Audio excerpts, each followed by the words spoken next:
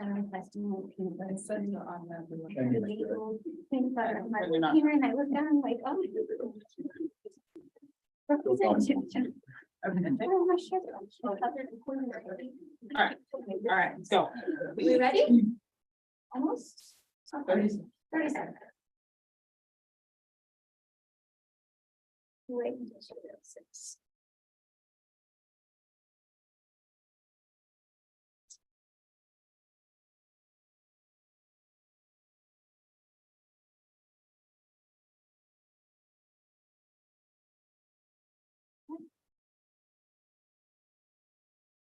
Super official.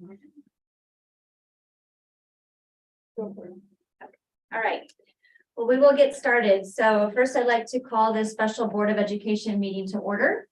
And the first item on the agenda is to approve the agenda. Motion to approve the agenda. I move to approve the agenda. Second. We have a motion and a second. All those in favor? Motion carries 7-0. And we want to welcome our guest, Britton Hart, this evening to USD 379. So thanks for being here, Britton. And he's going to help us as we kind of embark on this task of setting new goals and the process that entails. So we really appreciate you being here. Britton's with KASB. And I had a name tag, but I guess I don't. So, well, good evening. I am Britton Hart, and it's nice to be with you. What I would ask you to do, if you don't mind, just introduce yourself, how many years you've been on the board, and that way I can get to know you. We're going to spend some time together. And so we might as well get to know each other just a little bit. So, Sure, I'm Paige Stadigan. I am what I call a COVID school board member. I was elected in November of 19 and had 2 meetings before we shut down all the schools in the state of Kansas. So I've had probably 18 months of maybe 12 months of regular school board meetings. And my husband and I have a farm and ranch, and we have 3 children enrolled in USD 379. well, nice to meet you. I'm Linda Slichter. I honestly don't know how many years ago on the school board, 5 or 6 maybe. I joined this or agreed to be part of the school board because at that point I had a kid in every building and my husband taught in the other building in the district, and also just value the every level of education that you can get and all of the careers that are available. So I want to make sure that we get all of that covered as a school district. Jeff Canezzo, He's Okay. done a few years. got on the school board when my youngest son was 3 months old, and he'll be 29 in March, so Oh, good for you. 28 and a half years. That's awesome. So each year at the convention, we recognize people that are 20 years plus. So thank you very much. On the board before they had any laptops. Our board clerk did everything with pencil and paper. And now we have iPhones and iPads and computers. So, yeah. Yeah, good. Well, nice to meet you. April Pearson, so I'm on my 2nd term, so about a year and a half left on the current. So no, I don't know why I joined. I joined because there was a need, quite frankly, and decided to run again the 2nd time around, and glad that I did. And it's been fulfilling. So I have a career outside of the community. I work in Manhattan. 4 kids in the district, actually 2 now. They're juniors, they're my babies, they're twins, and then 2 older in college. So I call it's been a learning experience, that's for sure. So, and one that I've really enjoyed and thankful for. So. Yes, I guess I'm next. I'm Debbie Brown. I am a COVID starter with Paige. Good start. COVID starter. What you call it, but I guess now we are. Going to term. You guys have that term. It's ours. Yeah, yours. I started when you guys did too. Oh, yeah, you did. That's right before. So I have 2 kids in the district, a junior higher and a high schooler, and I was approached to run for school board and saw a need, and so I did. Nice to meet you. I'm Andy Auld. I'm 16 years, something like that. I got on when my oldest was just right before she started kindergarten. So she's a senior this year in college, and then I still have got a sophomore and a sixth grader, so still in school. It's evolved. Jason Burson, I was elected last November, and I got a fourth grader, a second grader, then a 3-year-old. Well, it's nice to meet everybody. I have 3 beautiful daughters, and I tell you, they are all different ages. They're all different exceptionalities, and so our schools do a great job, as you guys know, providing different learning for each one of them. And so, as we talked with April and Brett, really wanted to kick off an opportunity for the board to have some conversation, really about the focus of high functioning boards. And then we'll shift into what that vision looks like. So through your current mission, what would the vision of your district, as we continue to look forward? For you folks, we got a good mix on the board. For you folks that have been on the board for some time, you can probably appreciate that sometimes you don't get to see the fruits of your labor for some time. You put things into motion, you develop policy, and it may take 3 or 4 years for you really to start to see that. And so that's part of the strategic plan kind of process. And so when Mr. Nelson kind of approached me, thought it'd be good to get the board to have some time to have some conversation about that. And so I'm not a big title fan for slides or anything like that, because you're going to do all the talking. But I do want you to think about this concept of what does student success look like? Not just today, but in the future. And so 2033 really has no specific relevance, besides that it's so far out there at this point. We're like, and what possibly will it look like in 2033? Will Jeff still be on the board? And if he is, he's going to pass a milestone that many people don't. And so we will at the end of this process try to assign you to a long-term contract. Okay? But I really want you to think about, and it's hard sometimes for us as adults to think about what we experience as students. What is it going to look like 10, 12, 15 years from now? And you guys are starting to put some of that foundation in place. And so that'll kind of frame our conversation tonight.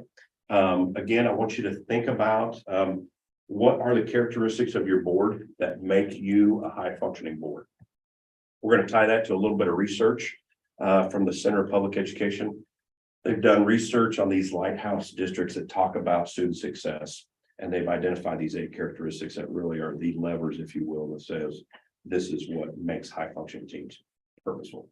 The other thing I want you to think about is what are those good things you're doing now, those current practices, if you will, current reality. And if you think about the future reality, what do we want to take with us, so to speak? For you folks that have been on the board, what are things that have been working well that we want to continue? And what are those things that maybe, you kind of scratch your head at night and you're like, those aren't as effective as maybe they could be. Maybe we need to discontinue those, or maybe we need to kind of innovate and think differently. And so that'll be the drive of the board as we develop this process, as you guys kind of think about what you want as outcomes for community groups and the strategic planning. How do we lead our community to get to that point? Because all our community members have one thing in common. They all love our kids, right? They all love the kids here in your district. And so how do we get them to start thinking about how do we challenge each one of them? And then the last part that we'll end the night on, and we'll get Deborah off to the game, is we want to see what does that vision look like? What should it feel like? What are our students be able to do when they leave our system? It's kind of weird to think about. What will they be equipped at 7 and 10 years old, Mr. Nelson's kids? What will they be equipped to do when they leave Clay County schools? Maybe anything, certain things. I mean, so we need to think through that lens. And how do we get our community on board to support us in doing those things? So those are kind of our outcomes. First thing I want you to do with your shoulder partner, though, is I want you to think about and have some conversation. Again, these are going to be short bursts, and then we're going to report out and then we're going to keep moving. But what is the relationship between your board team? And when I say board team, I always call it the grade 8. So 7 board members, superintendent has this relationship kind of like a marriage at times. What is that relationship to student success? Okay, so have a short conversation. I'll have a couple of you report out. Okay.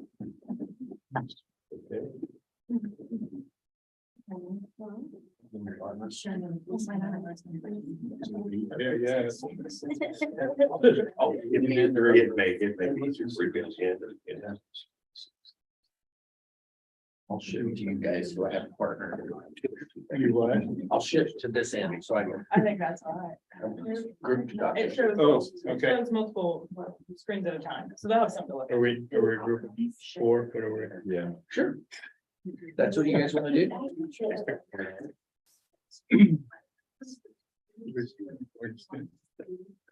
For their student. I think allocating resources. And then mistakes. I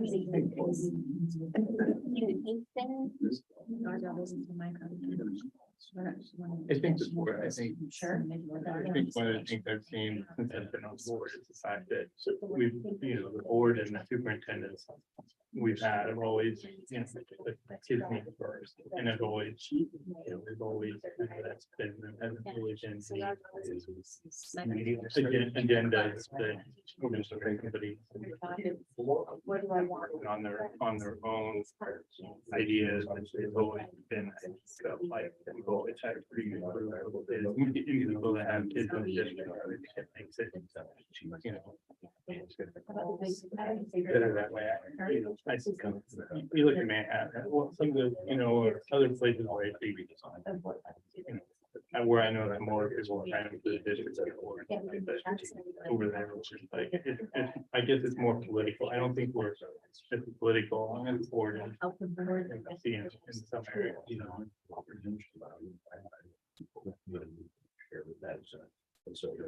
I like that. Okay, let's come on back here. Madam President, why don't you kick us off? What are some of the things that resonated with you and Jeff about, what does this relationship look like?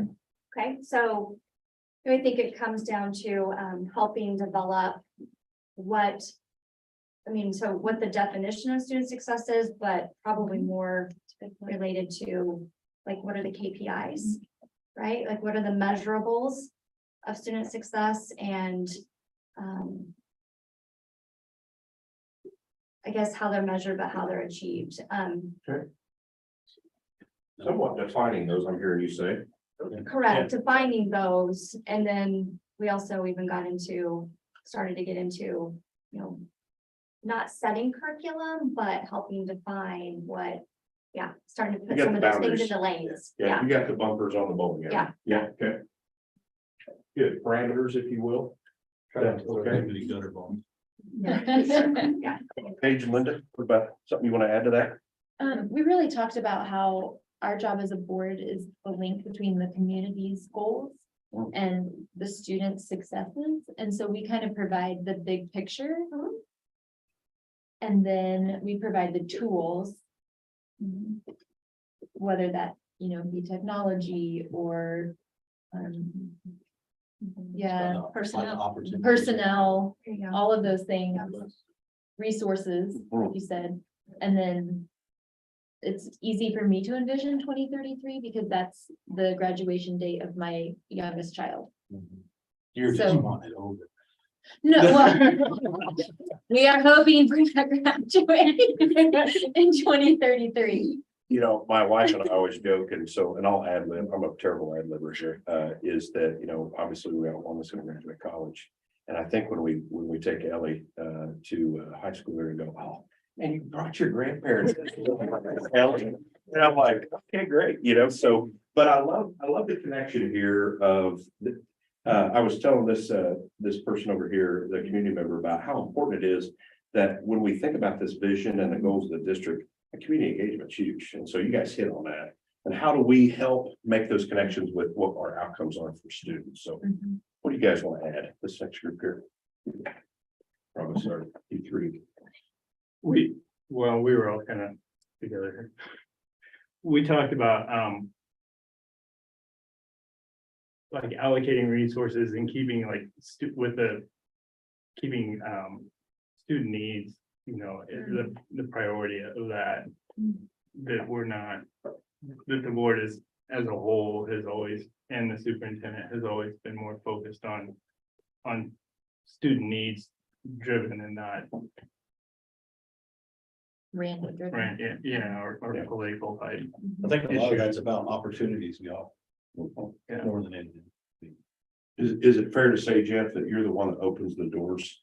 In some capacity, the board allows those doors to open by those resourced by those budget? Sure. Yeah, perfect. So as you think about this, I want to briefly talk about roles and responsibilities. So if you, and I'm a huge Chief fan, it's a little tough as you go farther west, as we get closer to the border. They're like, man, I'm not a Chiefs fan, we're Broncos fans here, so it's a little bit of fighting words, but when you think about the Chief, whether you're a Chiefs fan or not, I want you to identify those key stakeholders that you see in these pictures. First of all, I want you to identify what role you represent. Okay, which one of these pictures, which one of these individuals are you as a board member? Which one, let's say superintendent? Which one, sorry, you're being a guinea pig. Which one is our community member? Which ones are our teachers? So take just a moment, your shoulder partner, and then we'll popcorn out. So who is what up there as it is relationship to your district? We are. No, I just. You're definitely. I'm definitely. Quarterback, I had quarterback. Thank you, like. So we are. I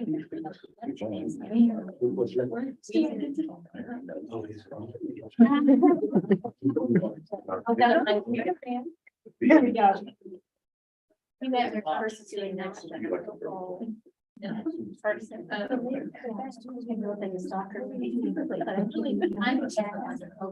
It's the community. He's the owner. Okay, I will. Yeah. And this is one thing, we want to know how we feel. I know, right? It's only the family. Okay. Okay, folks, come on back here. So let's just popcorn out. Who do you think, if you had to make a guess, a judgment, whatever, who represents the Board of Education in one of these pictures? Actually said none, Okay, because I feel like the community is the owner. I feel like the administration is the coach and the teachers are the players. Yeah. Quarterbacks. Okay. Yeah, we didn't feel like we were the owners. We're just the ones that help the owners reach their goal. Bring the own, yeah. okay. Who else? Anybody had different thoughts about that? It depends on how far you go. I guess I would have said, you could say that the board would be the head coach and the superintendent would be the quarterback, and then the public, again, would be the owners. Or the students would be the owners. Oh, that's in there. I've not heard that before. That's interesting. Interesting. I like that. How We about, said students, players. We but said were students kind of would be the like players and coming the back around to- administration and would be the coach. And we would be the owners. Okay. The community would be the cheerleaders and the The crowd and fans. the Mhm. people pushing forward. so there's probably no right or wrong answer here, right? So part of the reason you show these pictures is to start to think about what is everybody's role. So let's just play this out. I'm gonna stick with Jeff and April just for simplicity right now. But let's just say that Clark Hunt is the school board. So if you will, he's the elected official that said, hey, we want you to run the district. The people behind him potentially could be the community members, could be the people that said, you know what, Jeff, I'm voting for you in April. I have utmost confidence you guys are going to lead this district great. Now, the rationale I like about that is, asked a board member out west, I said, he goes, we don't care what fans say. Really? You don't think Clark Hunt cares what the fans say? Oh. When they win a Super Bowl championship, the first group of people they thank, it's not the coach. It's not Patrick Mahomes, it is the fans, right? Yeah, so it means something, right? I think that's our community. Yeah, it is your community, absolutely. And the thing I love the visual is there's a whole bunch of them. So there's a ton of community, whether they're grandparents, whether they're patrons, whether they're parents, teachers, whatever they might be. So now we get to Andy Reid, let's say. Let's say in this scenario, we've hired that one coach, that one head coach.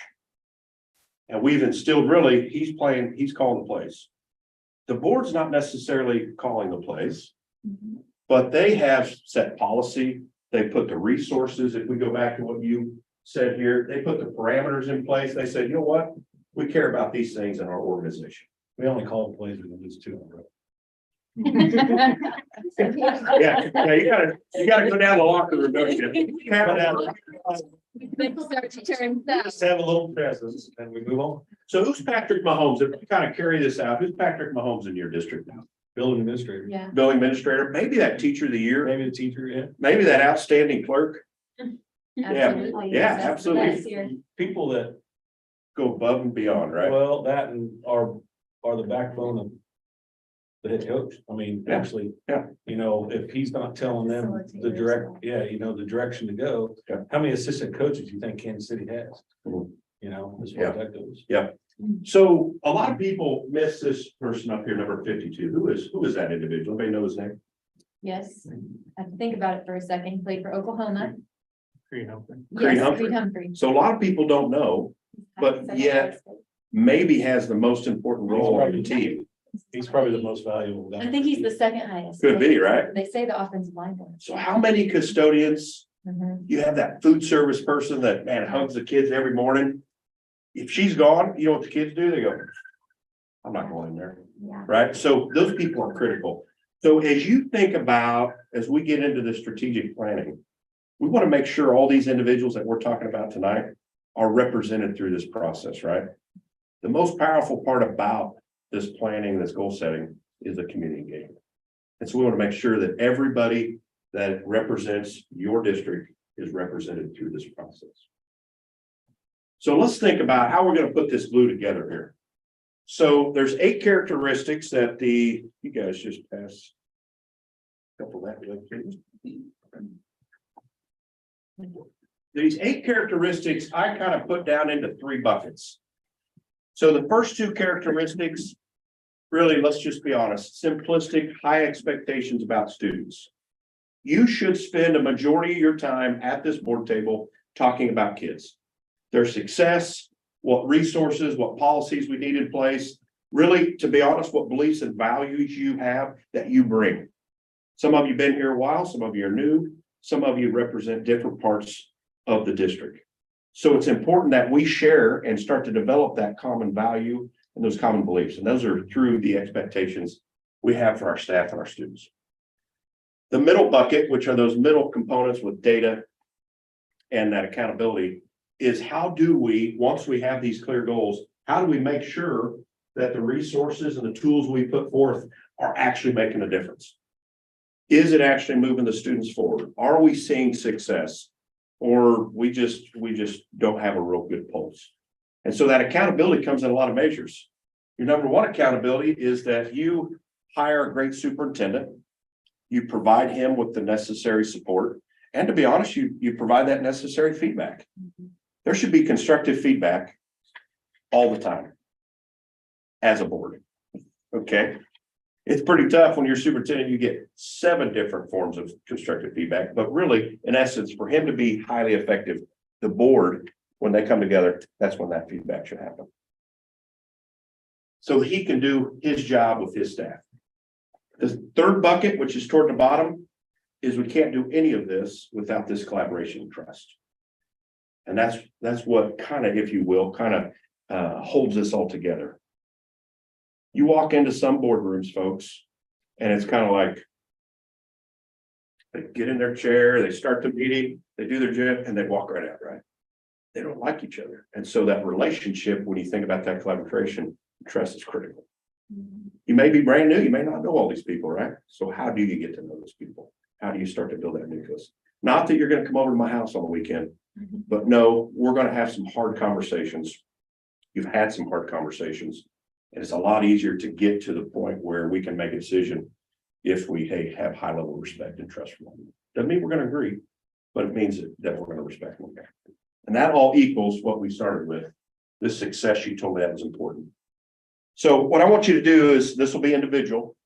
I want you to read these 8 characteristics. Circle 3 that you think are current strengths of your board.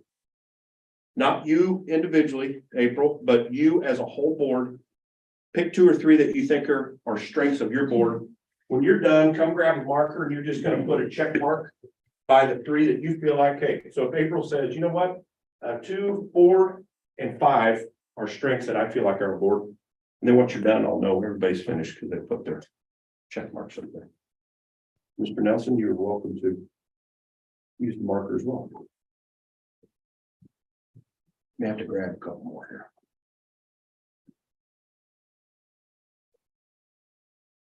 Thank you.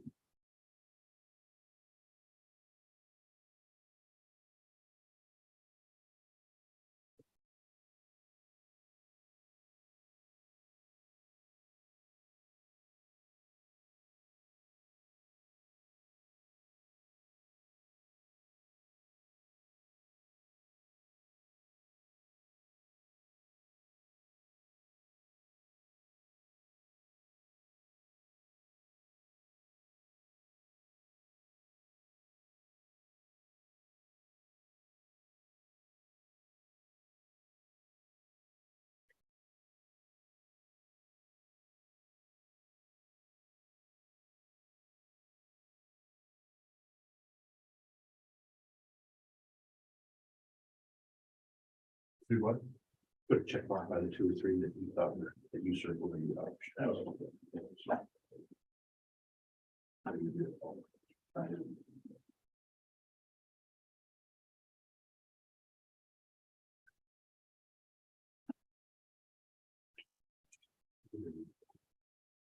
Yeah. Yeah. She did your first year. She's political science. She's not sure yet. She's been, yeah, and she's Peace Corps for 2 years. And I think she's, and I'm not sure if she'll go on to.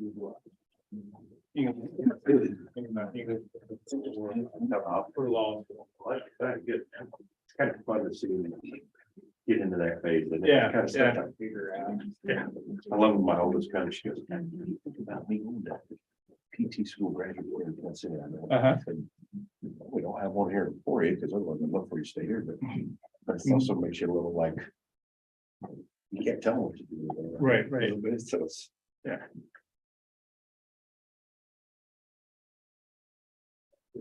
Arthur's dad.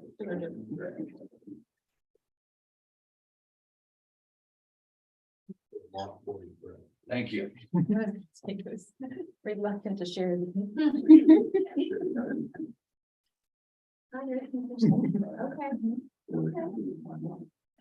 I only did 2 because I felt very strongly about the 2 I did, and then the other 2. I could have ranked them from 1 to. Yeah, there were a couple that were probably like. I don't disagree with the way it turned out. Curious when you get to the bottom, if they're any good. Okay, so everybody voted sorry, were you still thinking? No, I Oh, was just sorry. looking at, no, I already put mine up there. All right, so for sake of this evening, I'm gonna say these look like, and maybe there's a tie there, but let's pick 2 and 6. So 2 is high expectations, 6 is sitting in that collaboration and trust. Real quick with your shoulder partner, what are those behaviors, indicators, folks, that would tell you that characteristic 2 is a strength of your board? So what would I see as behaviors, attitudes, indicators that would say that characteristic 2 and characteristic 6 are strengths of your board? So have a short conversation and we'll report that out.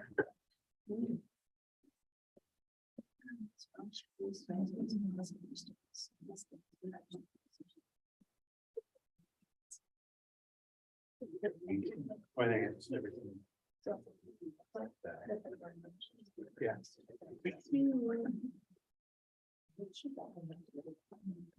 I mean, the small town of shared foods I values. think we have shared beliefs. We all pick 2. We all. We know it's. That's pretty-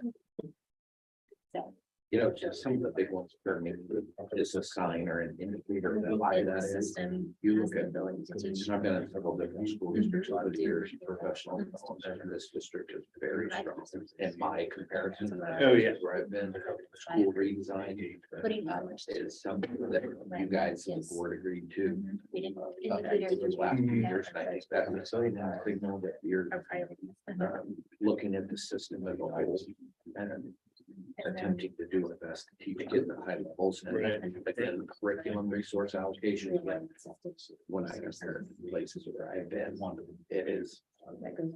It's really analyze the intentional and it's deliberate at that level. It's not all these things.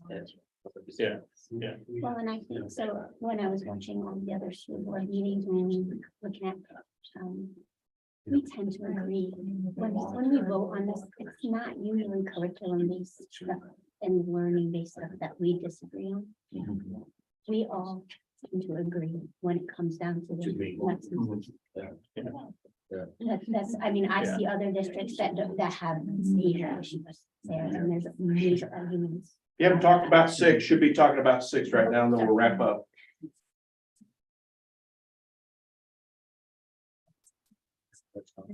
Well, we have, I think that's always said that. There's always been something I mean, again, that's been a Look at high our. priority with the board, making resources available. Whether it's bringing somebody in or giving them teachers opportunities. And administration opportunities to go places and do things.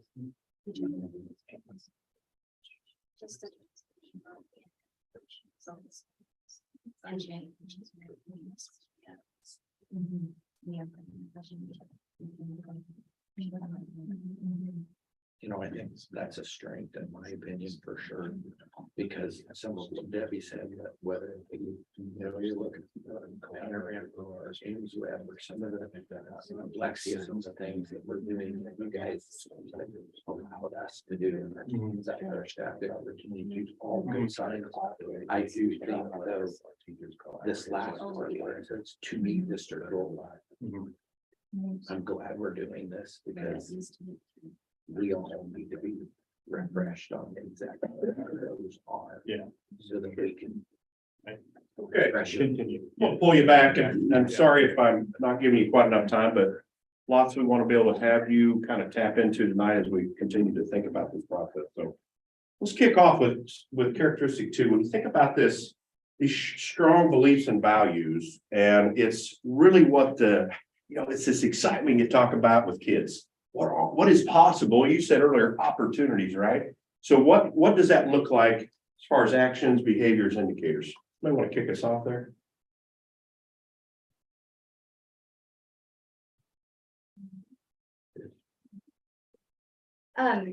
So Jeff and I said that I think ultimately behavior, more probably just an action, we give, I think we give our administration team the ability to be autonomous. And to make recommendations that we support, rather than dictating what needs to happen. It's a good example. That's a great I'll stop example. there. What'd you say? I'm sorry. I just said that's a great example. Perfect. Yeah, thank you. Who wants to add any other indicators that resonate with you when you look through this lens? Kind of the same idea that we trust that our system and our teachers and our team can do this. And so it's reflected in our budget, that where do we, for our budget, every dollar we can goes to raises for our staff in order to keep them, because we trust in their ability to educate our children at all levels. So And that all students have the ability. I believe strongly that every single person around this table truly cares about the students. Yeah, that's awesome. I do. I really think every single person here really truly cares about the students of 379. Perfect. I thought school redesign and the level of professional development in regards to resource allocation are two big indicators. I had that down with 6, but same idea that our budget aligns with our priorities. Let's go to 6. So when you think about 6, it's a effective, align and sustain resources for that PD, similar to maybe what we just kind of teased out, that meet district goals. What are those indicators, those attitudes, behaviors that you feel like, you know what, this is present here and that's why? I mean, look at our school calendar, how much time is offered for our teachers and our Perfect. employees to do professional development. It's part of our negotiation process, you know, every year. And it's one of the pieces that we talk about, you know, providing time for our teachers to allocate to learning, right, and bettering themselves and the students.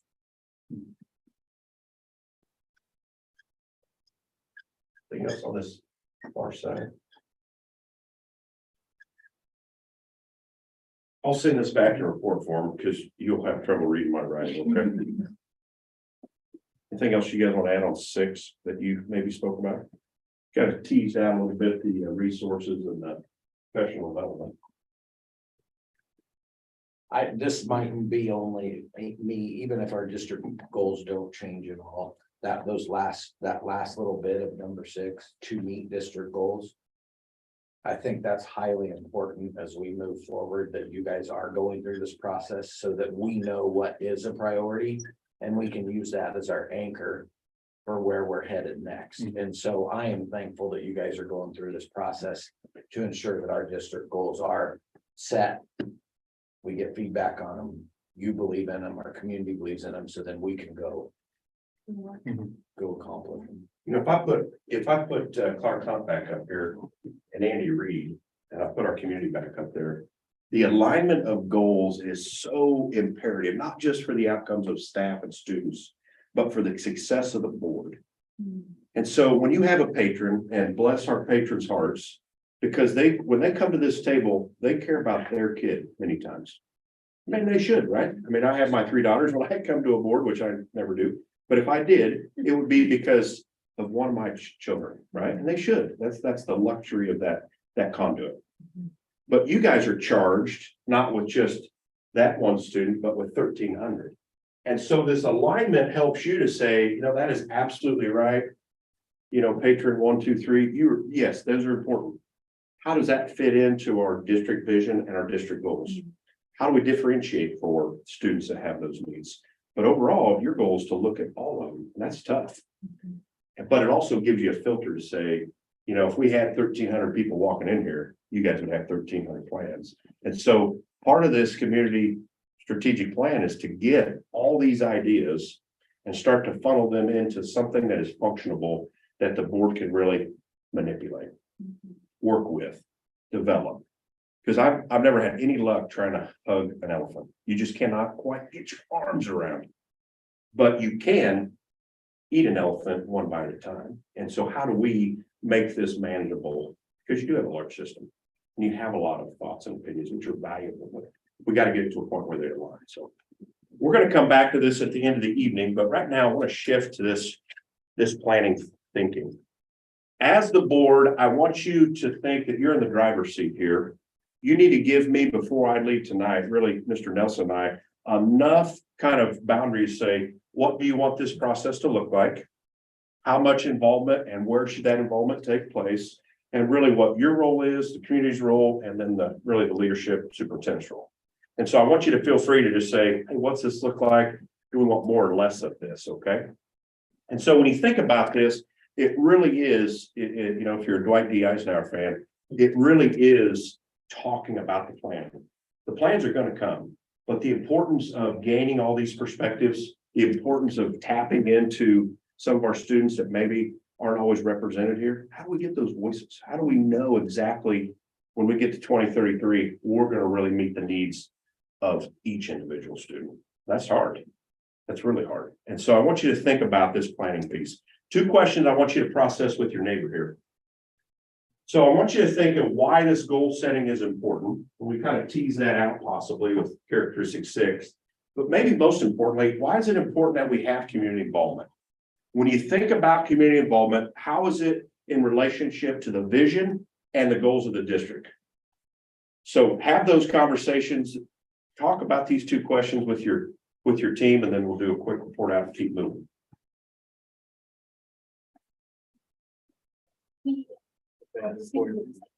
Direction, I mean, it's direction. You're not gonna get there if you listen very well. You don't have. Well, in other words, we have to. In community involvement, you don't have the names. By getting more, well, and you don't have a complete representation. I mean, Right. like you said, you can represent your own kid, but if you don't hear from what's going on with other kids. No.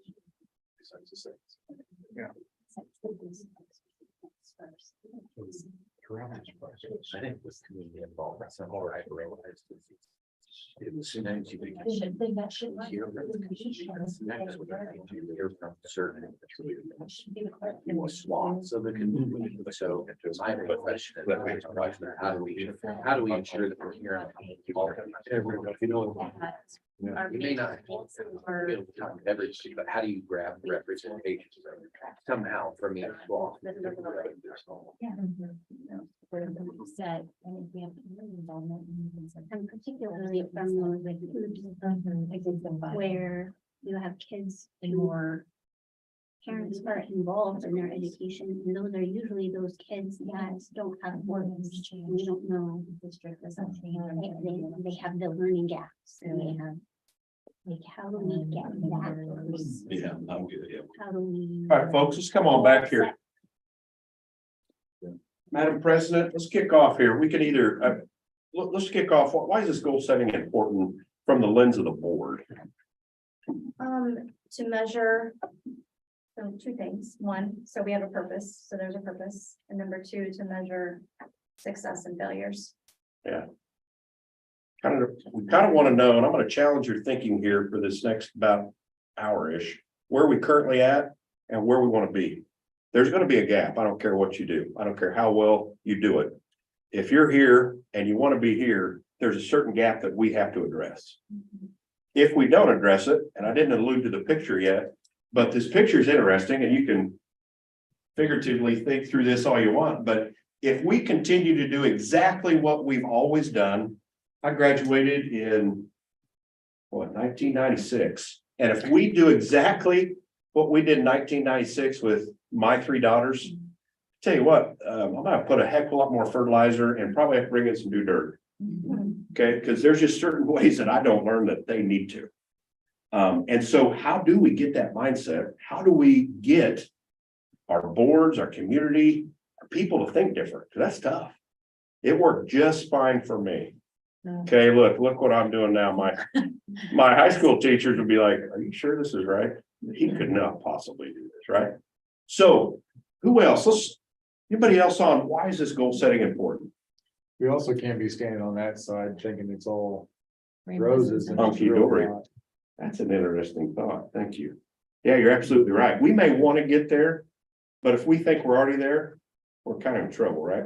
Yeah. Yeah, that's a good insight. So what about this community involvement, folks? What does that mean to you as a board? You're elected officials. They elected me to be their voice. Different perspective. Okay, speak about that a little bit.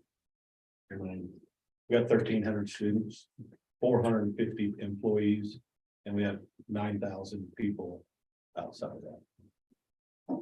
So you get a different perspective. There's a lot of different perspectives, right? How do we get them into a point that's functional to the board to really make good decisions? Also- And your different perspective comes from those that have just graduated compared to those that are saying in 1996, it worked for us. Why won't it work then? Yeah. So that's where you gotta. How do those collide? Yeah. Yeah, that's a great insight too. You guys are kind of a little bit above the bar right now, so you guys can knock it off. Well, Yeah, knock this off, okay? yeah, So- you know, and then you think about the guy that's 70 years old and says, well, we used to do it this way.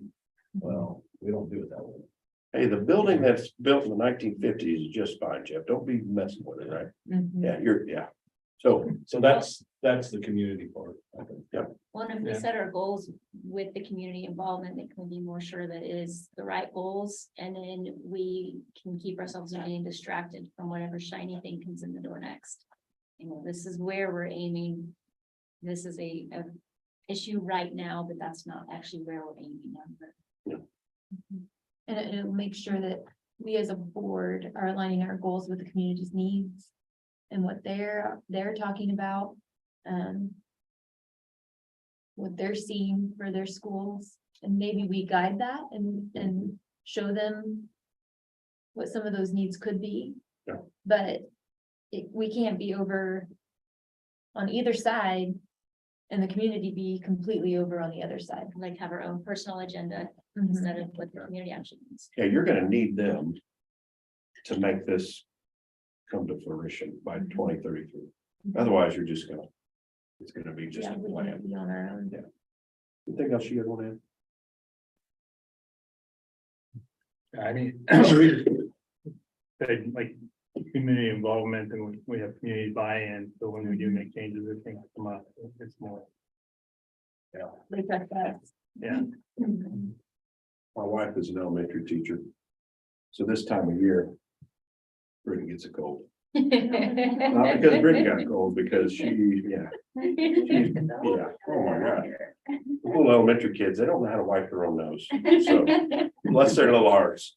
So I think we've talked about this goal setting. I think everybody's on the same page. Is that fair? That the goal setting is important. I've looked at your goals. We're going to weave that into our conversation on night one, and we'll kind of talk more about that. I think we also agree the importance of involvement from our community stakeholders. Number one way for success of a district is to have high level of engagement, not at the board table, but buy-in of what the district is doing in the direction that we're going. And I would say that you probably have a pretty good start on that. But how do we maintain that? It's kind of like a snowball. How do we continue to get that bigger, bigger, and bigger so that really we're all talking the same language when we think about what we want for our kids? This is going to take everybody. So I want you to review this real quick as we start to talk about this vision. You have a clear mission. I'm going to have your stakeholders, your patrons, kind of reflect on that. And what I want you to do now is when you think about this mission, what you are there to do. So what is our purpose, if you will, as a district, as a board? So pretty clear there on the mission statement, but I want you to pick out 3 or 4 words, each group here. What resonates that really stands out when you think about that, about what you're here to do? Is there anything that's really resonates? It's like, let's just popcorn this out instead of shoulder. Linda and I both knew before we even stopped talking that it's contributing members of Society. like we want them. Talk about that. What's that mean to you, though? Well, to me, it means that we as a district have launched that 12th grader to be a capable individual in society that moving forward, they are contributing back to the greater good. Yeah, maybe here, maybe not. I would like them to be. We would here, like to have them here, but probably not. But we would I mean, want realistically, to, It but doesn't- it either doesn't really wherever matter we where. launch them, no, we want them to be successful. Mhm. You never know when that person launches, they may eventually come back. I mean, it, Yeah. wherever they launch. What popped out to me is lifelong learners, like you said, your teachers never thought you'd do, you know. People change after high school and Thank you, Jason. realize what you're supposed to do. Hey, can I have you call them by chance? I still think they're probably thinking. I think he wants you to call him wife. Yeah, that could be too. So when we think about the, oh, go ahead. Well, no, I was just gonna add to the lifelong learners, we want them to learn to enjoy learning while they're here, so that they will continue wanting to enjoy learning as an adult and moving forward. Yeah. So when we talk to our community, that's exactly right. We want to frame this for them so that when they kind of have these parameters such, not parameters on ideas and what we could accomplish, but hey, what is our focus going to be? Well, our focus is going to be, we want contributing members. We want lifelong learners. We want to really support each individual student. And so as we think about that, that's what really makes us proud. That's why we're here, right? That's our focus. That's our purpose. When you think about our vision, where we aspire to go, this is this 2033 range. So I always like to think if we are carrying out our mission, our vision is being accomplished. And so I want you to think about, when you think about your being accomplished, this is that question that we started with at the very top of the night here. What do we want it to look like? It is very possible that a lot of you around this table will not be here in 2033. But we're setting the foundation right now to ensure, well, Yeah. Except for Jeff. This side of the table, pretty likely somebody's gonna be left over here. I'll be lucky to make 2020. But the fruits of your labor and the foundation that you set now will, I guarantee you, impact the students later. I always show the example. If I had each one of you stand up and you put your feet as close together as you could. And if I wanted to come and shove you down, even though it'd be hard, but if I wanted to do that, it'd probably be pretty easy to knock you down that way, right? So to be honest, some of our boards are structured with goals just like this.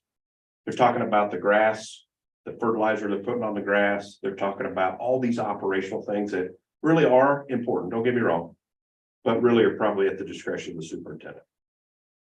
The boards that are taking time to talk about these goals and plans that impact the kids down the road, they're widening their stance. Broader base. Jeff, you seem like you have you could probably knock somebody down, but if I get low enough and underneath you, you're gonna have trouble. Maybe we should try it. Go ahead. Let's do that toward the other night when Deborah's on her way to the football game. It's gonna be kind of fitting, right? But I make that visual because we have to think we're starting a foundation that at some point will sustain not just what you put together, but the boards to come. That's hard work, and a lot of our boards don't spend time doing that. So first of all, pat yourself on the back, thanks for doing that. But second, we want to frame it in such a way that your patrons know that this is our focus, this is our bullseye of what we desire. But what we want and how we want is going to be the outcomes of the process. So with your shoulder partner here, I want you to start to think about what does this success look like? So if we're having success, what would a successful graduate be able to do when they leave your system? What would a successful graduate be able to do when they leave your system? What skills and attributes, tools, if you will, would they have when they leave your system?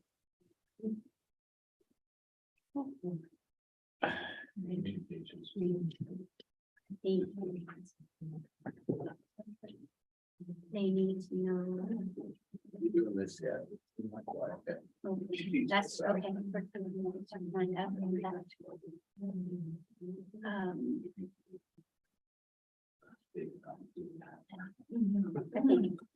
I think basics, I think reading, writing, they should be able to function as far as they can have tools to be able to control their finances. I think they should have the able to read something and understand it. I mean, I'm just the basics stuff that comes to mind when I think success.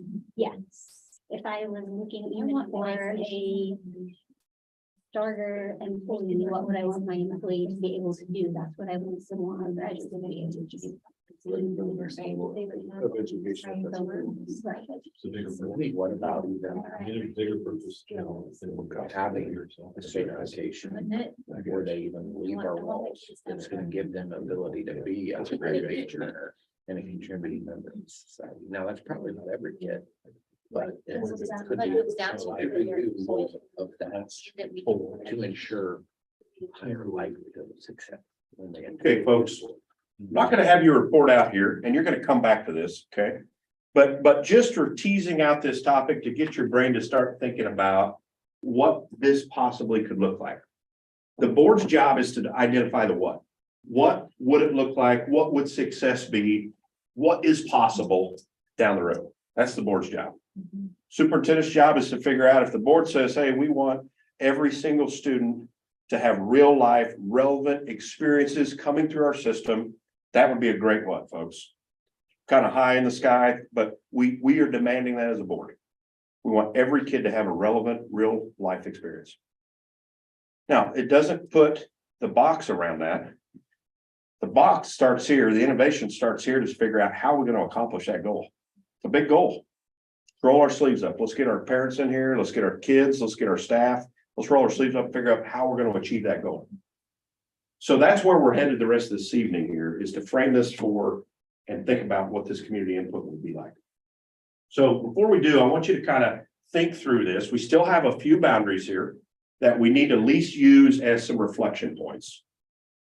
In Kansas, we have the luxury of local control for the most part. Okay. We think that at times we need more, and we think at times we don't have enough, right? Because that's the world we live in. Okay, so, but as the state board outlines, the state board says that we are at a minimum should be doing these things. So developing academic preparation. You know, and again, to simplify it, the math, reading, social studies. Science, thank you. That base, that foundation, if you will.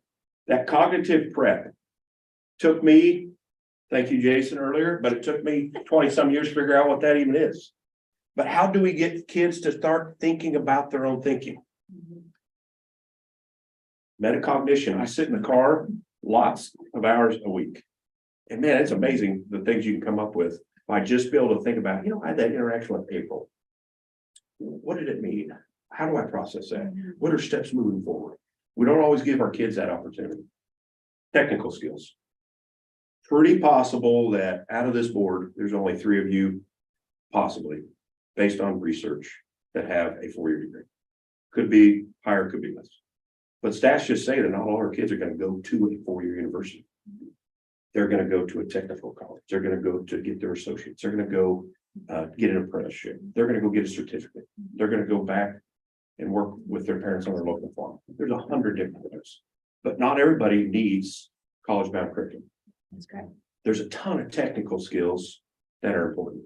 One of my favorite hobbies is to build. And I'm thankful that I have 2 hands because that's something I enjoy. Skilled people are almost a thing of the past. It's coming back, Jeff. I know, but Yeah, there's that generation Yeah. gap there that. Yeah. The skilled employees in the workforce are. But it's slowly. it's like they're this slow- pendulum. They're We, slowly getting there. you bet. No child left behind came along. What do we have to do? Well, we had to get everybody up to proficiency. Jeff, get right up here, right? I'm Yeah. still down here. Yeah, we're working. So you're absolutely right. Those technical skills, there's a great article in the New York Times about one of the few 6-figure jobs that we can't find people to do. What do you think it was? Plumbing. Plumbing. I'd hate to say it, but being a hands-on guy, I love putting plumbing together. I love it, especially new construction. Just saying. Don't tell your husband that. Yeah. And the second to last there, employability skills. One thing you notice when you walked in tonight, what'd you notice about me? Your K-State purple first. Thank you, thank you. That you spoke to everybody in the room. Spoke to everybody in the room. Okay. Introduced yourself and regarding. I was here before you. Okay, so I got here in time to be prepared. You were on time, yeah. Yeah, well, I was way on time actually, because I was here last night too. Yeah, I showed up last night. Thanks, August. I wish you would have told everybody, make it feel better. Jason, now you know. She takes confidence. Jason, now you know why his teachers were saying in 1996. So that's for another night, but anyway, we'll engage that later, but those employability skills have to be taught. And if we think they're just gonna be taught at home, man, great, I would love if they were, but we have to teach them and embed those in our systems. And the last part that it kind of resonates with this productive citizen and your mission is how do we get them civically engaged? Folks, if you care about the election coming up, we have to vote. Doesn't matter what side you're on. It doesn't matter what you feel like.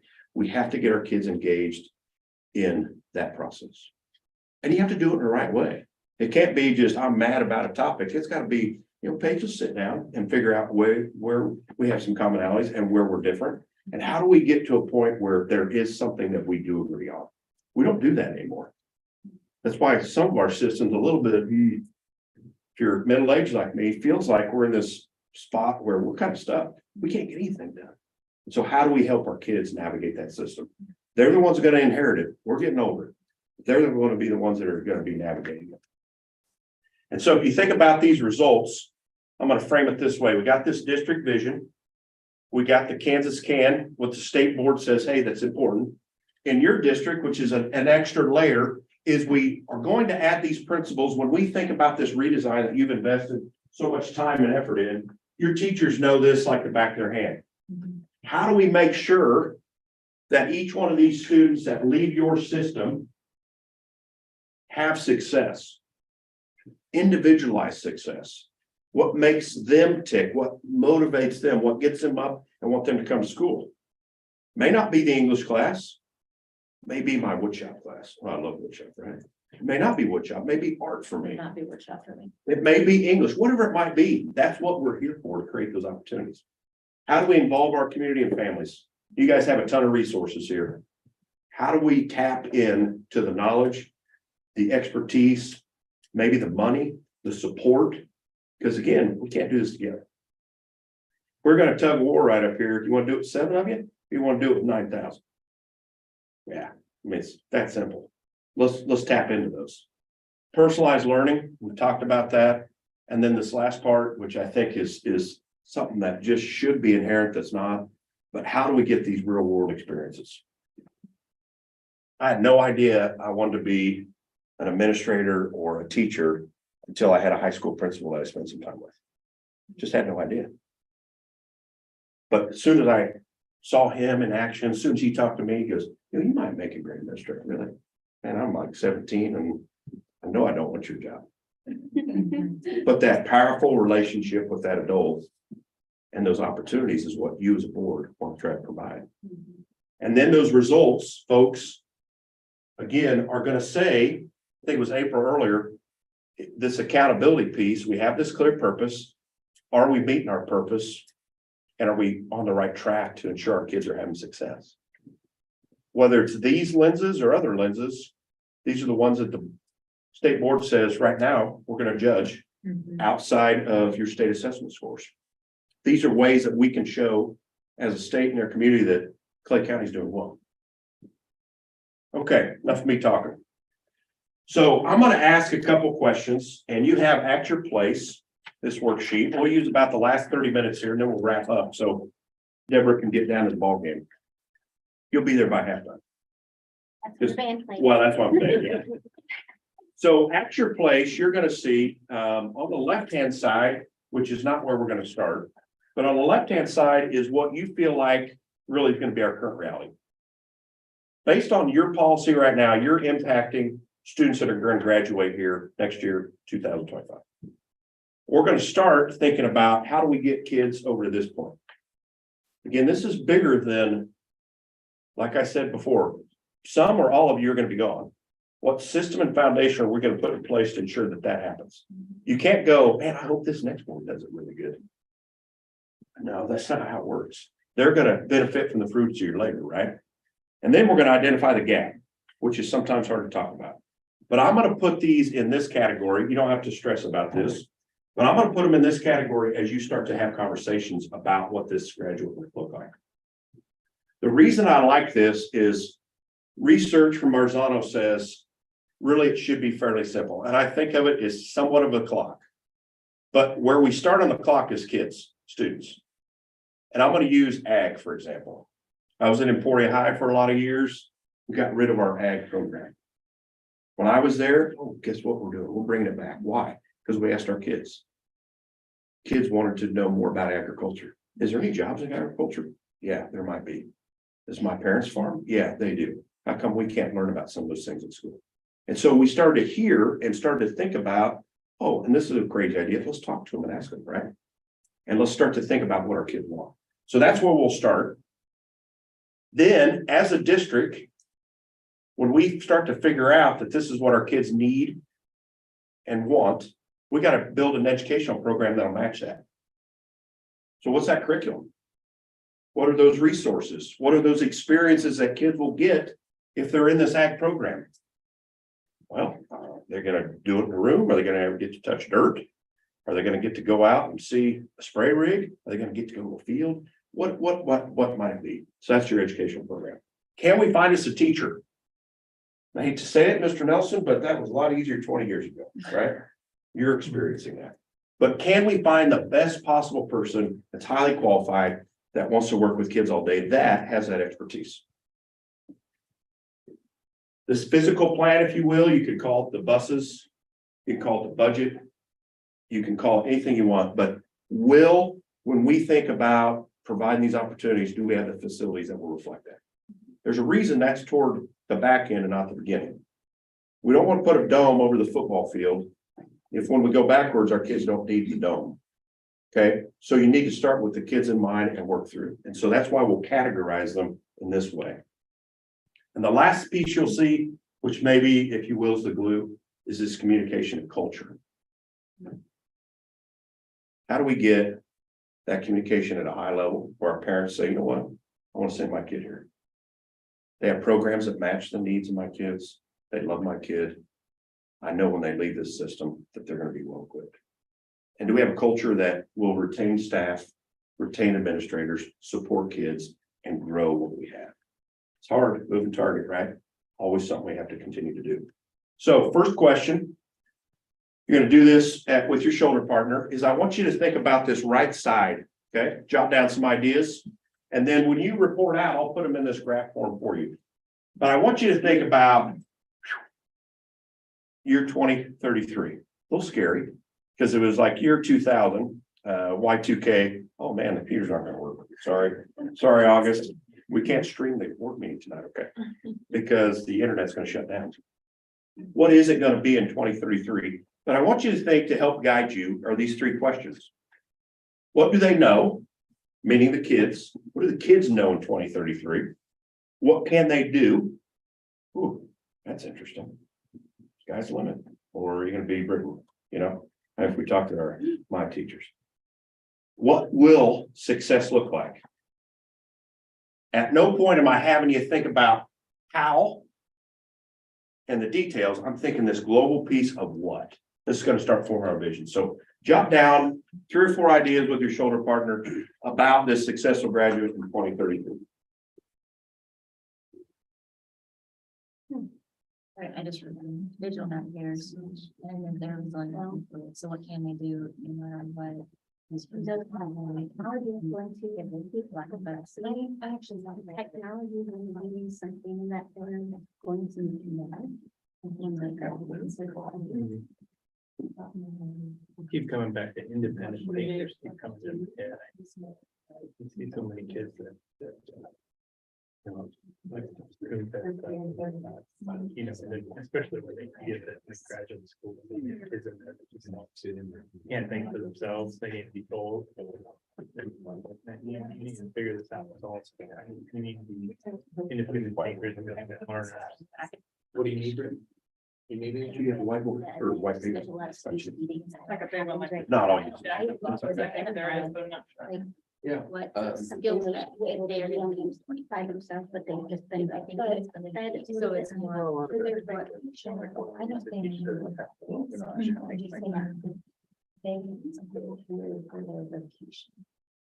However.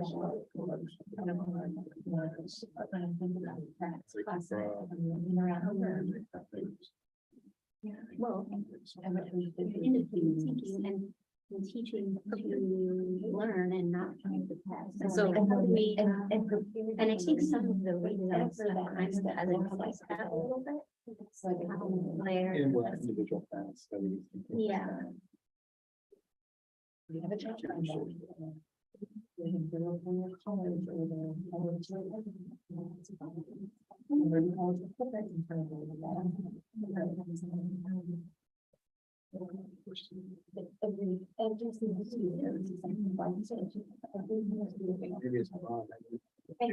So what do they know?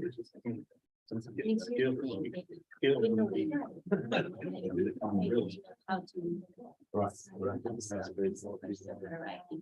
Prepared for what's going to be. They don't need to. More prepared for the next step. They're individual next step. Right, Yeah. right. Yeah. They need to be able to come up with the thought process. They'll be technology. So it's excited to graduate, but they're actually excited to start this. So prepared for their path, their life path, they're more prepared for their. Individual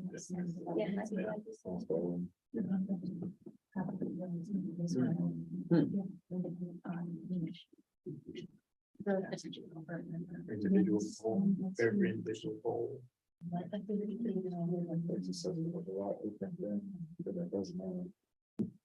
Well, success. like, Right. Why, but Success will still look like. what I think. What was the?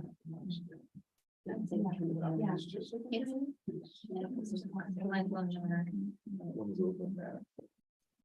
There's need to be a social piece because like in the way it's going right now, in 2023. Well, but I think. If you see Wally, I think the kids with the boards in front of their faces. They never move.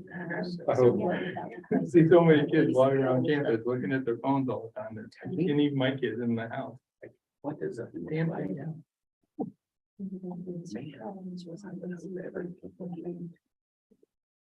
What do they know? They know. They know what they're doing, where they're going. They have the skills and the education to be able to accomplish it. I was thinking feed themselves. Instead of wandering out of 12th grade, not knowing where they're going. Just. I think that's more like education prepared for individual goals, whether that goal is, you know, Someone, I think. another educational program or a job. or Got one more minute, folks. Take care Prepared. of themselves. That would be success. And then we have another group. And I think Skills, Yeah. right? And that's why I need to somebody to do that. I mean, not only kids, Yeah, they need to do some of the things. No. where they have kids, probably 70.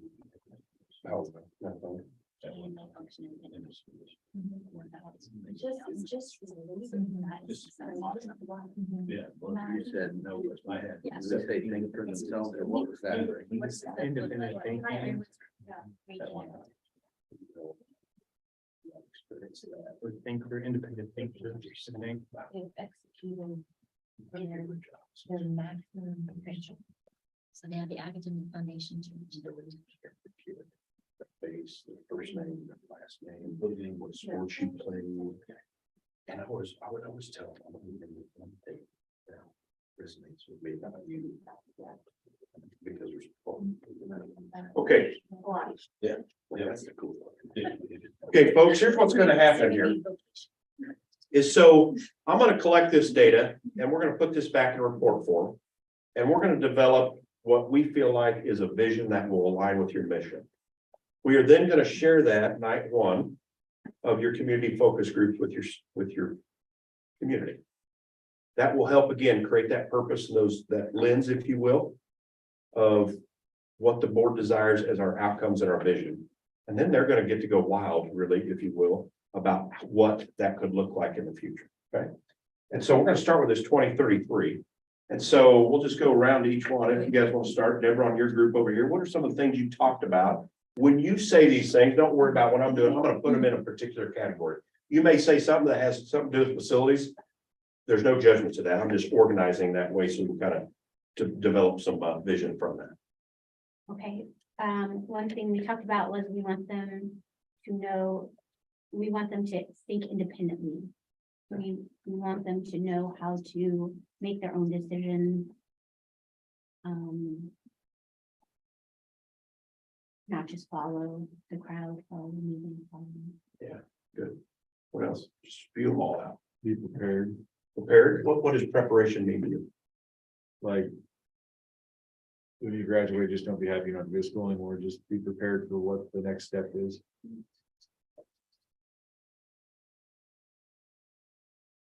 Okay.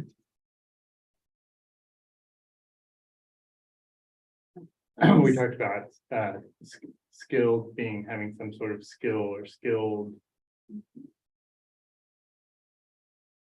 Yeah. Kind of important. Anything else on your group that you guys talked about? I think for me, and maybe I'm on the only one, but prepared for what their next path and goal is as an individual. Be able to advocate for themselves, Right, more or less. yeah. I mean, Okay, good. Okay, coming around. We kind of talked about that and we kind of got to it each in a different way, but that we want their academic preparation to be for their specific vocational potential, that they would. It's very easy for me to envision this because it's Pratt's classmates. I'm looking around the room at Pratt's second graders thinking, as those kids walk across the room or across the stage, I want each of those kids to be as best prepared as they can individually for what they want to go on. So that they're ready to contribute. That might look, it's gonna look different for every kid, maybe. What else? So I had down resiliency. You know,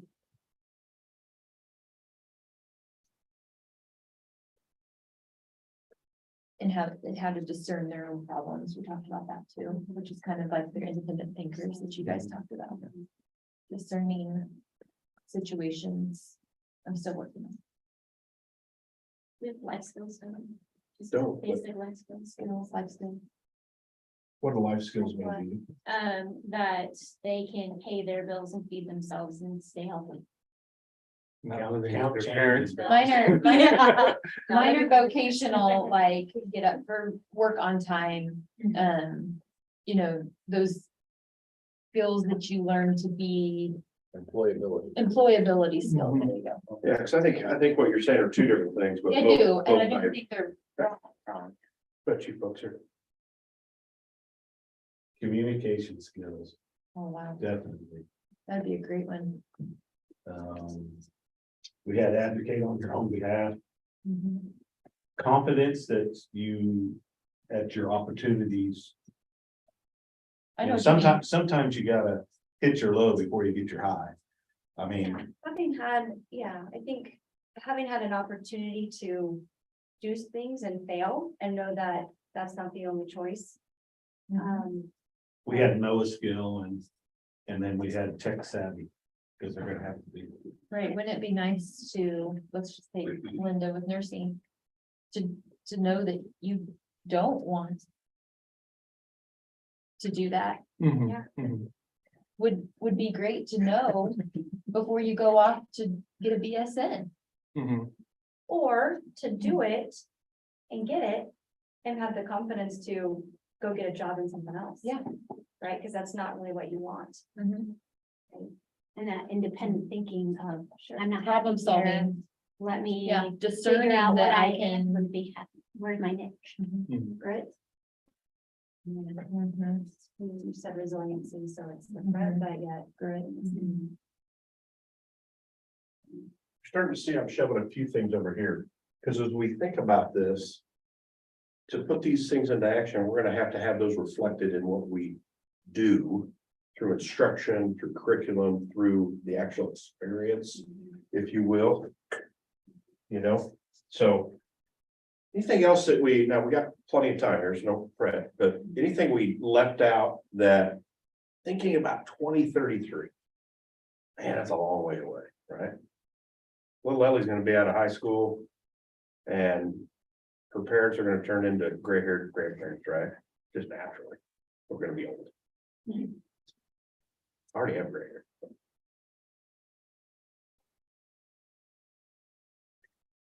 So that's future reality, folks. Future reality. Let's think a little bit more about our current reality. Okay, so let's just be honest with ourselves in here. What do we aspire our kids to be able to do in 2025? Okay. And let's be honest, I'm not sure, and I'm gonna challenge your thinking. You're not gonna be able to do all this stuff. And I don't want you to lower the bar, but what do we truly want for our kids when they graduate here in the next year or two? Does that look different? Is it the exact same? Because I'm gonna make you identify a gap here right after this. And I'll challenge you to say that there's just no way in heck right now. This is an awesome list, right? But as soon as we turn this over to community, and as soon as we start to figure out what we want that to look like, and we get all these, we're not gonna get now 9,000 voices, but we're gonna get a bunch. We potentially will do a survey, we're gonna engage human voices at a table, they're gonna be starting a lot of ideas. And so now, we're gonna take all these, we're gonna go. But that out there, we can maybe get to, but here, what's gonna be possible. So on the left side of your column, that left bucket, if you will, start talking with your shoulder partner, is what do we want this success to look like currently, really, current reality, because we just experienced what the future reality is. But what does that look like right away? What do they need from you as a school district and board like tomorrow? What does that look like? So talk about what that success could be.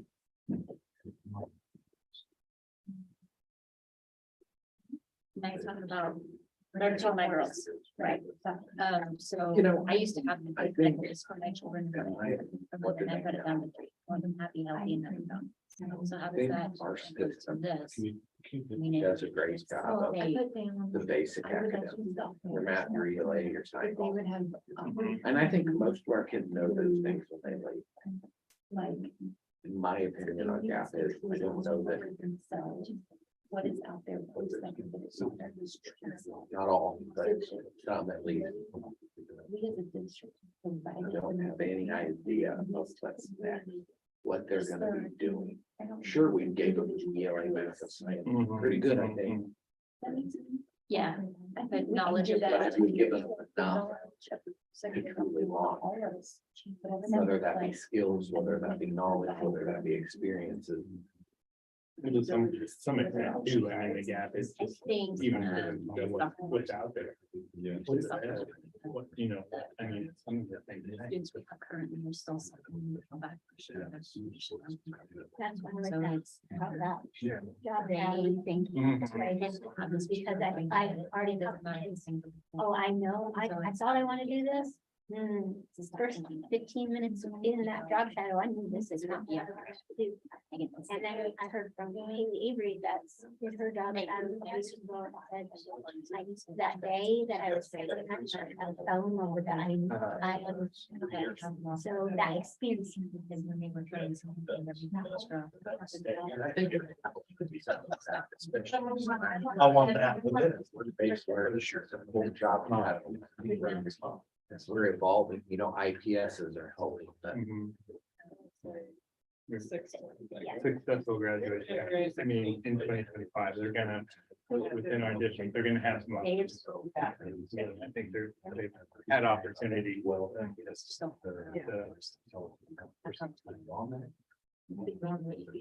Yeah, they try to push them. to release further and then turns out some kind of real emotion, right? Which is why my teacher.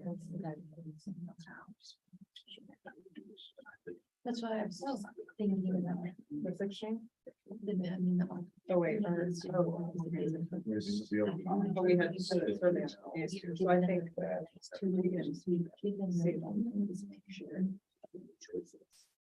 How do we make them want to go out of these Yeah. tests and not be satisfied? with to me, what does success look like? It's the same as what we talked about for their employability. They're employable and they have those skills. They can hold a job, they can pay their bills and support them. Yeah. I don't know if that goes away ever. I don't think it does. It changes, but it doesn't go away. Hopefully they have a You stronger- make them not want to change it.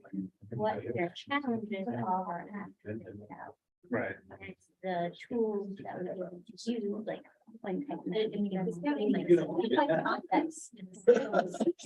And the basic. Give me one more minute, folks, one more minute here.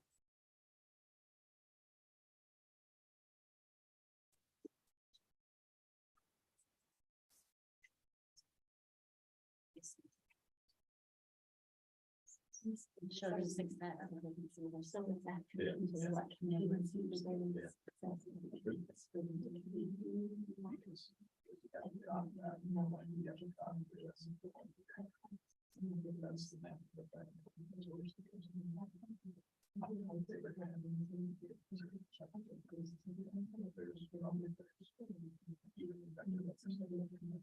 Really doesn't do anything on that.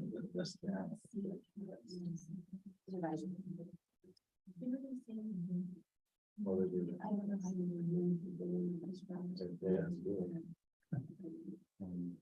Okay, I want to pull you back. I'm going to start with April and Jeff here. And before I just have you start to report out, what did it feel like talking about the 2025 or really the tomorrow graduate versus the 2033 graduate? What did that feel like? I got 10 years to get that guy ready to go, Uh-huh. but I got 6 months to get that guy ready. Yeah, it seems, it almost kind of seemed daunting, in fact, right? Like, whoa. There's not enough time. So now apply that, let's say it's February first. Just, there weren't as many This is- choices. this I don't is our want to say list. daunting, it just was like, there aren't as many choices on the buffet. Well, Their buffet looks a little different, and Linda brought up, they've had a lot of things like, well, we don't really need to matter about that, because we won't do it anyway. The whole There aren't little COVID kids. will cancel it. They're like, well, it doesn't really matter, because These guys Doesn't really forget matter, about COVID by then. the other thing I want you to think about, the reason we set it up this way, or the reason I set it up this way, is so that you can experience that. When let's say it's February first, we got this grand plan, we got this strategic plan that we bring back to you, and you're like, oh, that's great. There's gonna be some conversation that you as a board are gonna have, and Mr. Nelson's gonna go, hey, we can't get all this done by December, folks. Yeah. Or by June. And so you're gonna struggle with this conversation that we're having now, is how do we then set priorities and plans in place that we can work toward that 10-year goal versus that next day goal? There's 3 things I think every graduate, regardless of when they graduate, I think, communication skills. Be able to advocate for themselves, either trying to get a job or becoming part of a community, or, anything as far as that, and be tech savvy, even if it's today's standards compared to what it could be 10 years from now. Yeah. You won't, I can tell you right now, there's very few kids, and but I experience it, that by owning business, that they can't count change. Probably can't balance their checkbook without their cell phone. Or something telling them they're punching it into a cash register, or something telling them what to give you back. No. There really isn't. Do you carry change? I don't have a debit. I tell you the truth, I don't have a debit card. I really don't. And I don't carry cash. But that's, Isn't that weird that you say that? It's. I took my family to Kansas City to the aquarium a while back, and I threw money down on the counter, and the gal looks at me, she goes, what are you doing? I said, I'm paying for all these people. She goes, we don't take cash. Mhm. I said, really? But I'm in that generate, but I don't have a debit card. My wife's got one credit card. What you just demonstrated is why this process is so hard for our boards to navigate, is because we're developing systems for things we don't know anything about. I mean, there's no reason for little Ellie to ever have to have cash in her. I mean, she's got Apple Watch, she's got Apple Pay. I mean, and you're sitting there digging out change and all that, and she goes, "Beep," and she's down the road, right? And so we're gonna have to think that way. And our community, as we frame this for them, gonna have to start getting that mindset. What would you ladies add to this 2025? And I It was a little, yeah. I don't know, I'm talking more about, you just brought up the opportunities available, that they would know what opportunities are there. But I is more, do they have the grit and drive to actually want to go after those opportunities? Because again, this is a group of kids that saw, you know what, we worked really hard at school, and then they just took it away from us, and it didn't really matter. So it's hard to get them to care. I thought in the next 2 years, these sophomores that we currently have, we could provide them the picture of all the paths that they could potentially take, their post-secondary opportunities, no matter what that opportunity was. That we still had time to provide them a picture of what that path may look like for them. Yeah, it's interesting. I think that's good. It's doable. We have, I think one thing that came to mind was the ability to follow instructions. Mm. I think that's the biggest thing I have trouble with. If you can explain something to somebody. And they say they understand. That's the old test in And you walk school. off, and Some it's like, skills. it's a bigger. Read all the questions. And the last question says, put your name at the top of the paper and turn it in. I hate to say it, those are technical skills, folks. They are. Yeah. Do we teach technical ability to interpret, read, and write those things? Or do we teach Macbeth and Hamlet? Now, those things are important too, grant you, but But I would argue that they're important for maybe some kids, but maybe not all of them. Yeah, stat doesn't lie. There's only 3 of us in this room going to college. That's it. It's just, that's, you go to K-State and you're gonna have to take you out alone. It's no different than when Paige and I are in school together. First senior year, she was taking all these other class, like, I just took what I had to, and then I was in shop classes the rest of the day. You know, like, when can I get out of here? Yeah, that round was good. Okay, anything we left off the table for 2025, Deborah? Well, I was just gonna add to what Paige and Linda were talking about with the opportunities and yes, we talked about listing out the opportunities of, oh, here's things that you could go into fields, but one thing that kind of came about this year too was that ability to experience some of those opportunities and follow some of those interests and actually have a real life experience with those opportunities and interests to see if it really solidifies, is this looks great on paper? Is this something that I actually want to do as I experience it? What does it look like in the field? The real, yeah. So I'm gonna make you wait and suffer for the gap, okay? So what we talked about tonight, we framed what this future reality could be. This utopia, this beautiful setting, this opportunity for kids, right? Man, wouldn't that be awesome? We're sitting here 2033, right? Done a good job, superintendent of the year, right? Outstanding board. You're on the board for 50 years. Okay, I mean, that's a great accomplishment, right?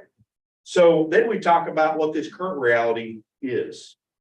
And so we're going to pull back on this after we have 2 sessions of community engagement. And we are going to identify, I guarantee you, some gaps. And not gaps to say we got you, but gaps to say, hey, we got work to do. What are some of our short-term goals going to be? And what are some of those longer-term goals, those wins going to be that we're going to need to focus on and prioritize our resources? Because folks, as a good teacher, we need to come back to where we started. You told me that we need to make sure that we have measurable, definable goals. We set parameters out through a lens of a vision. You start to think about, we have finite resources, am I right? Every district in the state has finite resources. Are we spending the money where the money needs to go to impact the most number of kids? So at your place here, the board needs to make some decisions tonight, okay? Maybe not real hard decisions, but we have talked about what this vision is as a district. We start to develop this purpose. We're going to bring this back to your community. I've talked to Mr. Nelson about using your current goals. I'm curious what our patrons feel. Have we accomplished those? Are there still priorities? Let's get their input on them. Let's use that opportunity to engage their voice and their thinking. So we have done that work. Thing that we need to decide is we're setting, when I talked with April and Mr. Nelson the other day, we want to do this so we have somewhat of an outcome by early winter, meaning January. And so with that, then the administration, the superintendent has all spring semester to develop these stakeholder groups to start talking about, hey, how do we hit this ground running and start doing some things in the fall? So we're promoting that we would have 2 community focus groups, one on the 5th of December and one on the 12th. Those would entail, the first one's a little bit cumbersome, folks, because it's kind of like tonight. Got to get our arms around that elephant to get this kind of this environmental scan of this current reality. You're bringing people in that potentially don't have the depth that you do about where we're at right now, what's important to us, what's the demographics of our district, what are our challenges. And so superintendent's going to give a quick brief overview of the state of the district.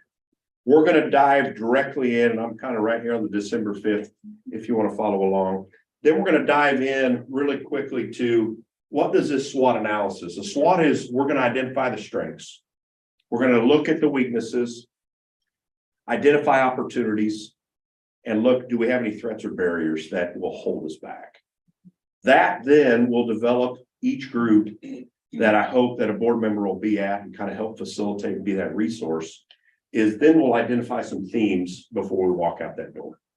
And so if I modeled that tonight, I would just tell you guys over on that side, you guys look through all this information and develop 2 or 3 themes based on what we talked about tonight. So we'll have every group do that. We'll do it individually and we'll do it as a group. We'll come back on the 12th and we'll take those themes, excuse me, and we'll start to put them in action. Why is this important? Why does anybody care that we have opportunities and experiences for kids if we took that? Why do people care? Let's have them define that for us, why that's important to them. That will help, just to be honest, Mr. Nelson and I, to write a goal so that our board is not wordsmithing what that goal is. So we'll bring those whys back. You'll have all that information, but we will go kind of put that into a nice ball for you, write that goal, and then at the autonomy of the board, you go, yep, like it, tweak it, just like you do now. So when they leave, we will have those focus areas, which I call themes. They will talk about what are some of these things that we would like to see when they leave. And then we will come back in January, which that's what we need to figure out. January is just the board and the superintendent. And you guys are going to have the final set of lenses to say, you know what, we've got all this information. We got this community survey, which I really didn't highlight. So that if we had 9,000 patrons that really wanted to take it, we could get their input. And then we got to identify if we could get 40 to 60 people in a room with some community that can come night one, night two. It's a big commitment. We're going to feed them both nights. And we're going to try to, you know, as best we can, respect their time and respect their knowledge. Then we'll come back in January. We don't have that date secured. I don't know if we want to do that tonight. Probably be Yeah. good. August, what date, will you share whatever she kind of gathered? The 12th. Well, the 11th or 12th is what the survey was, and the one day that everybody could make work is the one day April came. Which is what again? It was the 12th, I want to say, And you're talking January? yeah, Okay, let me look at it's the this. 11th. I can do the 12th. I can't do the 11th. And then we can also look at the 16th, which wasn't in what I said.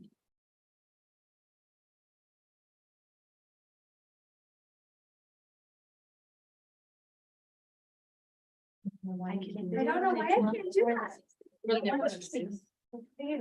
Want me to- The 12th is good for everybody. Yes. January. It's a Thursday. What's the 11th? You can do? I don't know why I couldn't. have done that. Problem is you got a board meeting Monday night too, right? We have a board meeting on the 9th. Would you rather go the 16th? So that you don't have, two board meetings in a week, or- We had 12 going to 16 were originally. I don't know, either date on my calendar, can we do that? Are you open on the 16th? Would you folks rather do the 16th?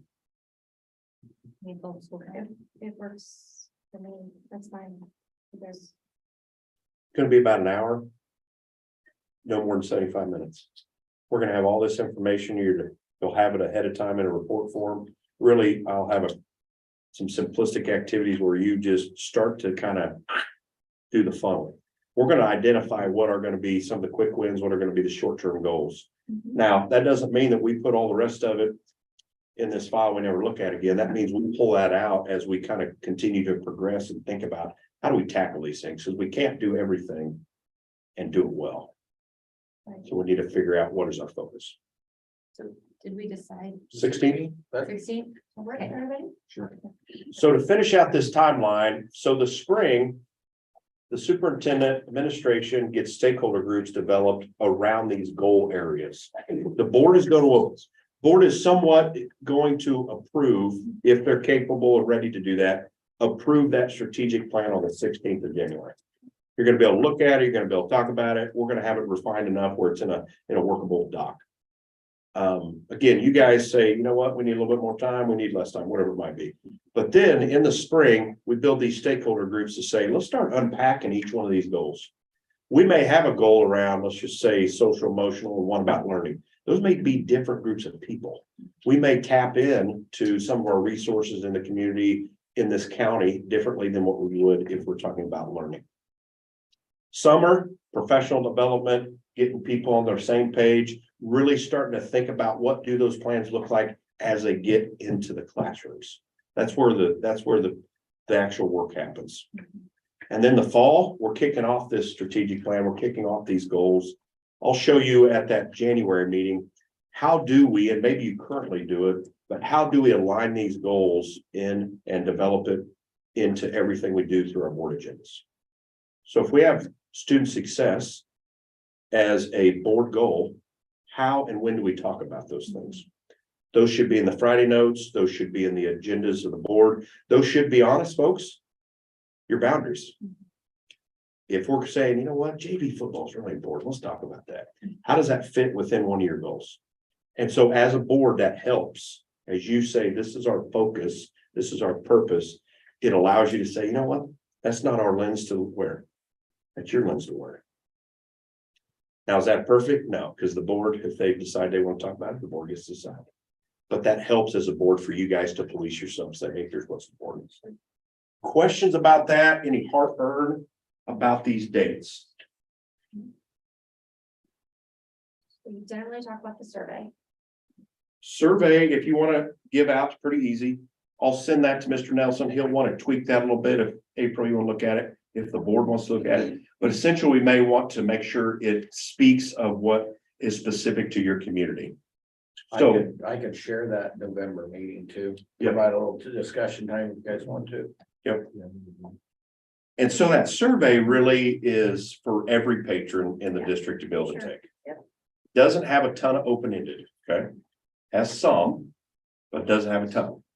And they're geared, so, I mean, just be honest, our job is to take care of boards. We don't need to have 4,000 people come in here and tell you the job that you're doing or not doing, right? So we can try to have it structured in a way that has predictive data. For example, if there's something specific that you guys want as a community, let's say daycare, let's say early childhood, let's say whatever, that would be something we could weave in there and use that survey at the same time to get and access that data. That data will be shared night one of the community focus groups. We'll dissect that into chunks. The other piece that is the heavy lift for the board is how do we want to identify these community stakeholders? I've heard you say, and I think it's a perfect model, is we want to make sure we have people represented in all facets of our community, all facets of our district. Typically, we don't have a ton of students in that setting. Students come in at a later date of figuring out how to accomplish these things at these different buildings. Little tough sometimes when you're a student to think about, you know, hey, where do we want to be in 2033? It's pretty tough for a kid. Really is. And really, we want the board to be the resource and facilitation at these meetings. So who are those stakeholder groups? Who invites them? That'll be something that we need to make decisions on. I would say if we could get 40 to 60, that would be our goal. If you have too few, seems like you just are hearing the same voices. If you have way too many, you know, obviously it's hard to manage, but we can have, if you got space, we can get 80 people in there if you want. So typically, sometimes board invites 5 to 8 people. You give Mr. Nelson your names for specific people. We do site council. We do Chamber of Commerce, let's say. We do staff. We do classified and certified staff. We do admin, should be there both nights regardless. Might forget there. Any other your key stakeholders you can think of that I left out? I think all different generations too. Yes, thank you. Yep, thank you. You want those folks at the table that possibly don't have any kids in the district anymore. You want the ones that maybe are just starting out, you know, kindergarten. I mean, so yeah, you guys know your patrons better than anybody. Questions on this? Feel good about that? Okay. Last thing, and I don't want this to take long because we're going to get Deborah out of here, is I want you to go back to your 8 characteristics real quick. I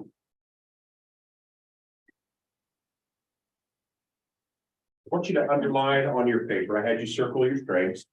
I want you to underline what you, as a board, your shoulder partner, would like to do as a growth area. This is something that I would say, who's your vice president?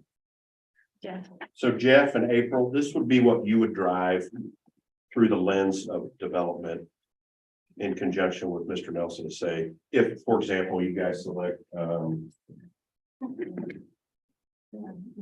let's say, 3. How do we develop where we're talking less about operations and more about students, for example? So select one or two as growth areas. What are some of those actions that you feel like would be beneficial? Then we're a wrap here.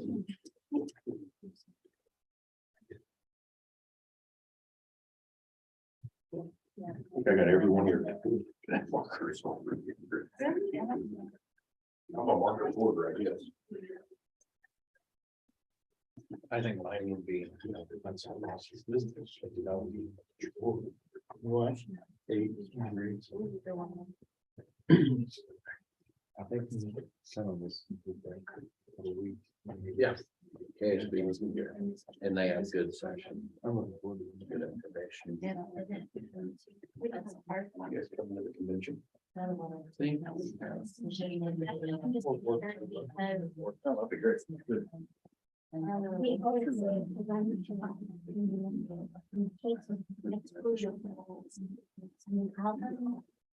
Close to the hotel. So that's right. In there. We didn't get, we're not at the convention until. Built up too quick, but we're only a couple minutes away. Hey, Brett. Yeah. Sorry, I haven't looked at the base. Yeah. So I just thinking, we can't pull up the, so you know, we'll try to pop it down.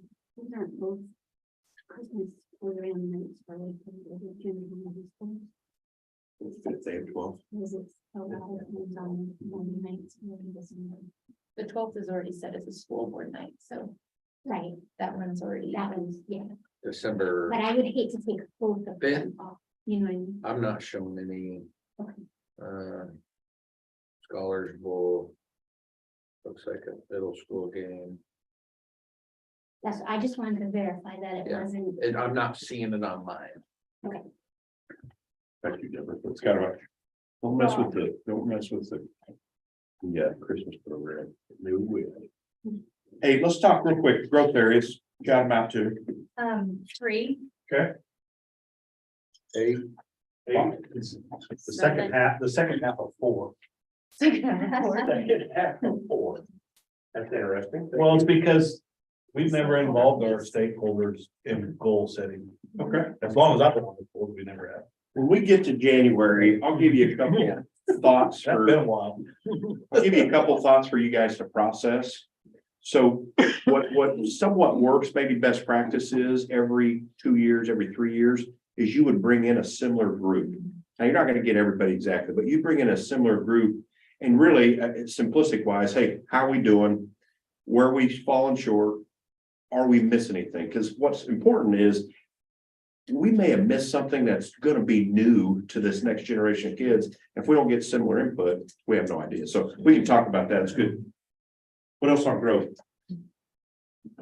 We got 3. We said 8 as well. Okay, 8, We thank you. said 7 instead of 8, but Oh, okay. said 1. So everywhere else it wasn't. It wasn't 2, 4, or 6. Okay, just so we can be clear. Or actually. And five was okay. So if you pigeonhole this, and I'm looking at April and Jeff, those are around those collaboration and trust. And so what I would encourage you to do, and a little bit of a cheat sheet, if you will, danger zones, is potentially some of those things may resonate, they may not resonate with you, of the reason those potentially are growth areas. Do those things ever creep in to derail you from being strong in this area? Potentially up here, this is high expectations, and this is your accountability. So I would just encourage April, Jeff, and Mr. Nelson, whether it's now or down the road, think about, hey, what do these actions look like? What could we do at the board table to start to kind of strengthen some of those pieces? This is, if you will, not a board self-eval, but what is best practice if we're going to function at a high level. So it's more focused on your vision and your students based than on your specific behavior, like a self-eval. So. Okay.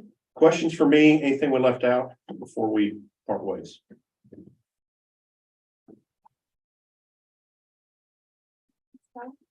I'll send you survey. Happy birthday to your daughter. No, they're over it. For dinner. Yeah. So I'm gonna. You gonna scoot out? Okay. That's okay. Okay, so we have a couple other items here, so we have. So Britton, should they send me names?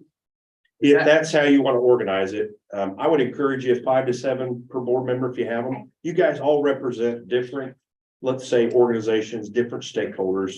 We want as many people as we can at this thing. Okay.